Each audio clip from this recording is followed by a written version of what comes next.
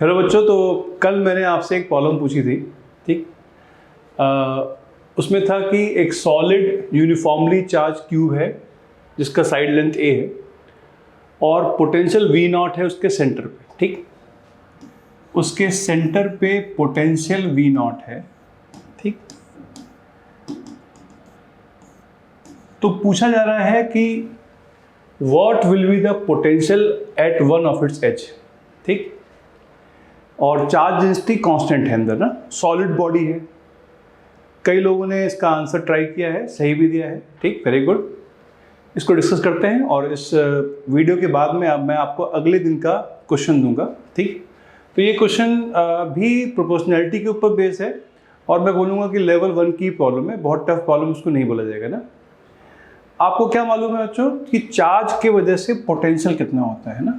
किसी भी चार्ज की वजह से r दूरी पे पोटेंशियल कितना होता है, KQ/r होता है ना। तो अगर आप इस फॉर्मूले को देखो तो आप देखोगे अच्छा पोटेंशियल चार्ज के डायरेक्टली प्रोपोर्शनल है और r के इन्वर्सली प्रोपोर्शनल है, दूरी के इन्वर्सली प्रोपोर्शनल है ना, ठीक। तो यहाँ पे भी चार्ज एक नहीं, बहुत सारे चार्जेस है ना, और उन सब के वजह से सेंटर पे कुछ ना कुछ पोटेंशियल होगा। वो कितना दे रखा है, V0।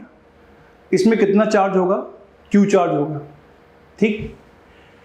तो इसका जो पोटेंशियल होगा वो कोई कांस्टेंट, वो कोई भी कांस्टेंट हो सकता है, हमें नहीं मालूम है ना, इनटू K और चार्ज Q जो भी हो डिवाइडेड बाय इसकी डायमेंशन के किसी न किसी पावर के होगा प्रोपोर्शनल, इसकी जो भी डायमेंशन है A है ना, ठीक।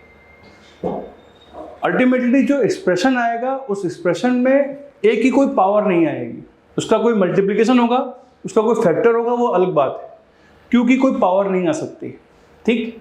कांस्टेंट से कुछ भी हो सकता है। तो सेंटर पे कितना पोटेंशियल है, V0 पोटेंशियल है। अब अगर सेंटर पे इतना पोटेंशियल है तो क्या हम एज पे निकाल सकते हैं पोटेंशियल?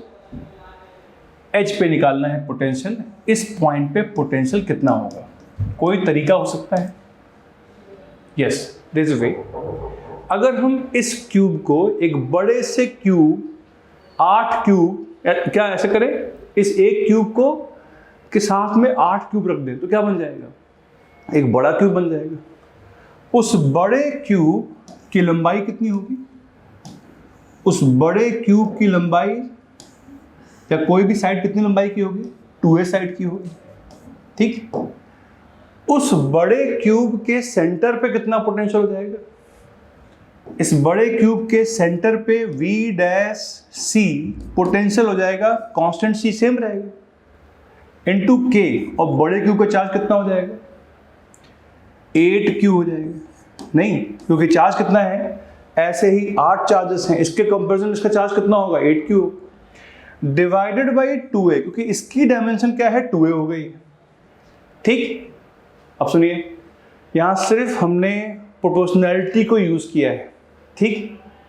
अब इस बड़े क्यूब किससे बना हुआ है, वो 8 छोटे क्यूब से बना हुआ है। इनमें से एक छोटा सा क्यूब, ठीक, के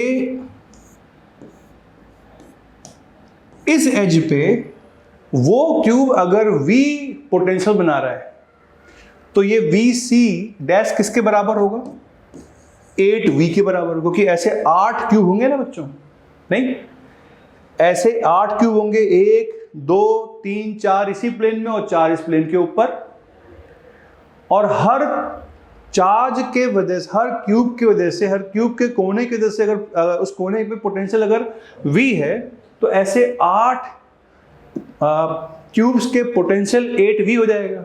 वो क्या हो जाएगा, इसके सेंटर का हो जाएगा पोटेंशियल। तो V कितना आ गया बच्चों, 8 से 8 कैंसिल हो गया, V कितना आ गया, जो एक क्यूब की वजह से पोटेंशियल है उसके एज पे कितना आ गया, CKQ डिवाइडेड बाई 2a आ गया। अच्छा, अब CKQ डिवाइड बाई a किसके बराबर है, ये तो V0 के बराबर है, V0 बाई 2 आ गया, दैट्स ऑल। मतलब अगर इस क्यूब के सेंटर पे पोटेंशियल V0 है तो इसके एज पे पोटेंशियल अपने आप we can say V0 by 2 होगा, ठीक, ओके। तो बहुत बढ़िया प्रॉब्लम है, इसको फिर से ट्राई कीजिए, इसके बारे में और सोचिए। अगली बात हम लोग करते हैं, अगला प्रॉब्लम, ये भी प्रॉब्लम जो है इस क्लास के बाद अगले दिन नेक्स्ट डे डिस्कस की जाएगी, ठीक। इस प्रॉब्लम में ये भी प्रॉब्लम पाथफाइंडर की प्रॉब्लम है और दो बहुत इंपॉर्टेंट कॉन्सेप्ट का यूज हो रहा है, ठीक। मैं आपको समझा दूं प्रॉब्लम क्या है। Thin conducting ring is ruptured when it is given A charge Q. तो एक कंडक्टिंग रिंग टूट जाती है अगर उसको चार्ज क्यू दिया जाता है। कंडक्टिंग रिंग में क्या होगा, सारा चार्ज सरफेस पे आ जाएगा और किसी भी चार्ज के ऊपर फोर्स लगेगा बाहर की तरफ, है ना, और क्यू चार्ज देने के बाद वो क्या होता है, टूट जाती है, ठीक। Consider another thin conducting ring of radius which is n times. इस रिंग के कंपैरिजन में एक बड़ी रिंग ली जाए, अगर इसका रेडियस r है, इसका रेडियस nr हो जाएगा। n टाइम्स उसका which radius of which is n times and tensile strength is k times that of former ring. तो इसके कंपैरिजन में अगर इसकी टेंसाइल स्ट्रेंथ या मैक्सिमम टेंशन, अगर इसकी मैक्सिमम टेंशन T मैक्स है, तो इसमें जो मैक्सिमम टेंशन हो सकती है कितनी हो सकती है, K into T max. T max dash बोल दें, K इंटू टी मैक्स हो सकती है। तो इसमें जो मैक्सिमम टेंशन परमिसिबल है वो T मैक्स, और इसमें कितनी मैक्सिमम टेंशन है, K times of T max, ठीक।